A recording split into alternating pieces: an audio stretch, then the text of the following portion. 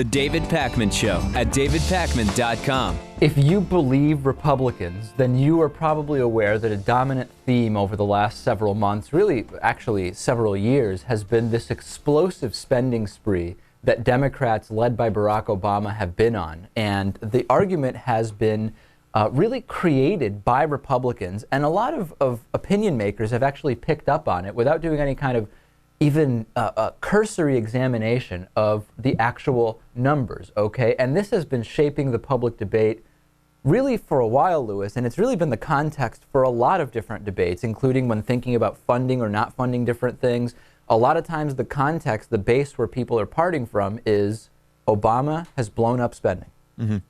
I mean, thinking back on past elections, the spending thing was, I wouldn't say it was a major point of the last election, but it was definitely there. And before that, it was all about, defense, terrorism, right? Right.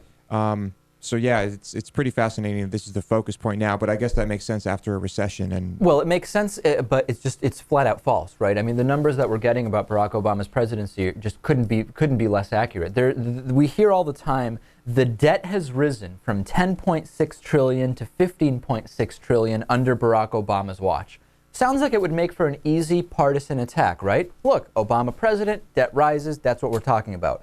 Not the case, though. If we actually look at the bulk of that increase, it was actually caused by a combination of revenue losses during 2008, 2009, and that economic downturn, as well as the Bush-era tax cuts and automatic increases in safety net spending that, while they took place during President Obama's watch, they were already put in place by, I know we're not supposed to mention him, Lewis, the previous guy, George W. Bush. Let's actually put the chart up now, and then we can actually look at what the reality of this is.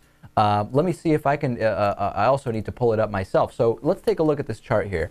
If we look at back to Ronald Reagan in 1982, if we look at federal spending growth, okay, Reagan 8.7%, and then Reagan's second term 4.9%, George H.W. Bush 5.4%, Clinton 3.2 and 3.9%, very, very low, the lone Democrat that we've listed so far. Under George W. Bush, annualized federal spending growth went way up, 7.3% during Bush's first term. And then if you include, and you have to, right, if you include these increases that Bush put in place that are being calculated under Obama's watch by some, 8.1% federal spending growth annualized during George W. Bush's second term. Let's look at Barack Obama, 1.4%. The lowest annualized federal spending growth in the United States since Ronald Reagan took office in 1982.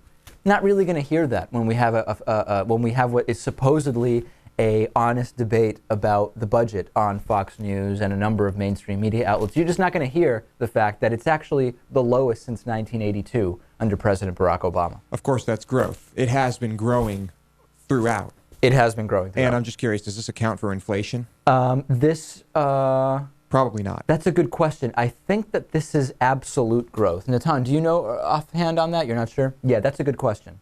But yeah, I mean, it's still impressive that it was that low, especially compared to Bush. Well, the incredible thing is that President Obama has actually passed legislation that limits growth, right? I mean, in February of 2010, he passed a law that says that new spending laws must be paid for, okay? And Obama signed into law over $2 trillion in debt reduction over the next decade. I know Republicans like to just say, well, no, it's technicalities and the safety of the country, patriotism, Muslim Kenyan Indonesia, that's the kind of thing you hear. But that's the reality. Those are just facts. Right.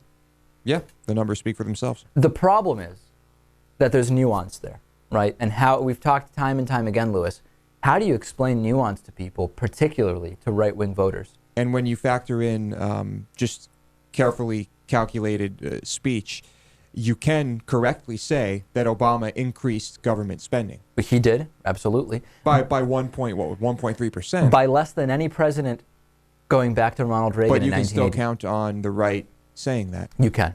Mm-hmm.